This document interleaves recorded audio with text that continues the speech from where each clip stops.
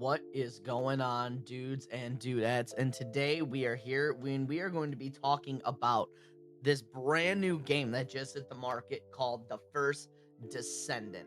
It is a almost like Destiny 2 slash Warframe esque game where you get to play as different characters, you get to run around, you get to shoot stuff, you get to do missions. There's a whole campaign involved, and honestly, it's kind of a lot of fun.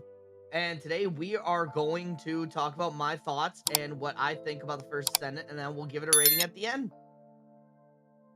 So, for starters, with the First Descendant, I just kind of want to talk about the negatives of it right away, just to get them out of the way because I did notice that there were some issues, but then again, it was just released, I'd say, within the month of this recording. So, a couple issues right away I ran into were the shaders not were not fully downloading, and so I would be going to the game. There'd be times where things were choppy, things were lagging a bit, and there were times where I had to restart the game probably like 2 or 3 times just to make sure that the shaders got downloaded. And yeah, some server issues, but that's what you kind of get for a game that just came out literally, like I said, within the month. You don't expect the influx of players like that. Now we can start talking about all the good that this game brings. For starters, good things that it brings is very nice, smooth UI. It's very transitional, very easy to use. Nothing's overly complicated, and it's just a straightforward user interface to be able to, switch weapons, switch gear out through the menuing, and everything. It just feels really, really good. Now we can talk about the guns. The gunplay in this game does feel really good. What's really nice about it is every weapon does feel unique, with different weapons basing off your like white ammo or like kinetic-y ammo from like for Destiny 2 players. Then you have like special ammo, which is like your middle, can be a middle slot, or you have like the heavy, the nice heavy ammo. I think if I remember right, they're just giant purple bricks in the game as well, and those are nice. And what's really cool is you can have an array of different loadouts. You want to use all heavy, you can. You want to use all special, you can. All kinetics, you can. And that's what I think is really, really nice, is that you get a nice, unique feel and have a loadout that's custom to how you play the game. Now, the progression in the game is something else I noticed, is that you're seeing notable progress. If you're like me, you kind of like seeing meters fill. You like seeing how close you are so you can kind of gauge how much time you need or how much time you have left before you hit that next rank up or hit the next mastery rank up. And that's the other thing I really like about this, is that you can master different characters and make them better. Like for me, I was using Viessa, and she feels really, really good, really clean, and it makes me excited to see how the other characters are going to play out when I start climbing them into the different mastery ranks. The missions in the game are also pretty straightforward and easy. On all the missions that I played in my first couple hours were just kill enemies within a certain area or stand in a certain area and just move on with the objective. Either shoot something or play something on the objective. They're nice, they're straightforward, easy to comprehend, nothing too overly complicated.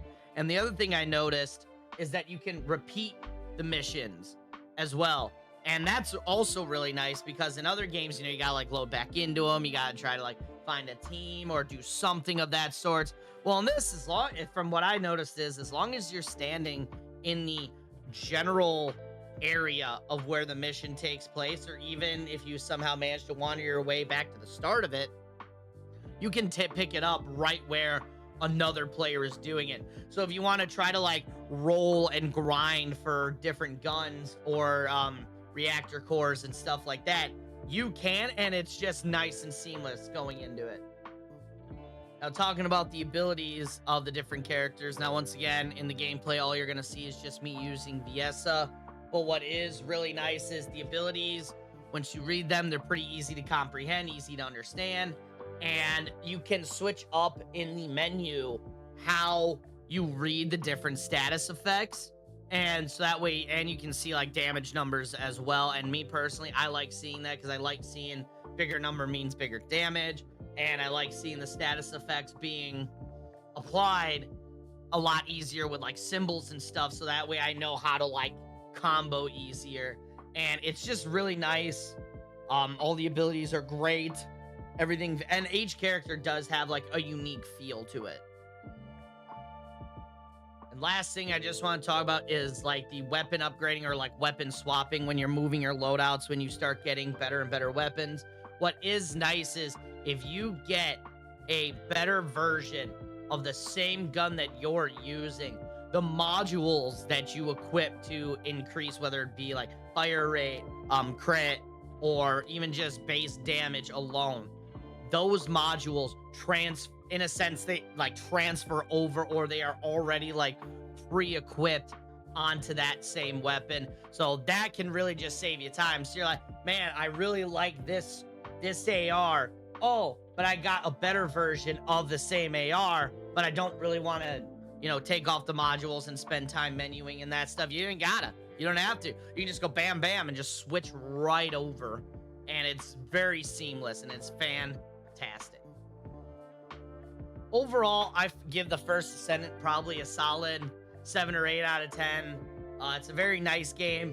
It does feel kind of gacha game-esque, almost like how Genshin is. You gotta get different characters and stuff like that. But that is just part of it. If you want to have like a roster, if you don't feel like one character, you can always just get yourself another one. All in all, minus opening weekend issues, like I said, once you get past those issues, at least that's what I ran into. My shaders, for some reason, just not fully installing. Once you get past all that, it's very clean. It's a fun game. You should definitely give it a try. I enjoy it, and who knows? Maybe I'll see you in the Kingdom of Albion. Peace out. Make sure to like and subscribe. And I'll see you guys later.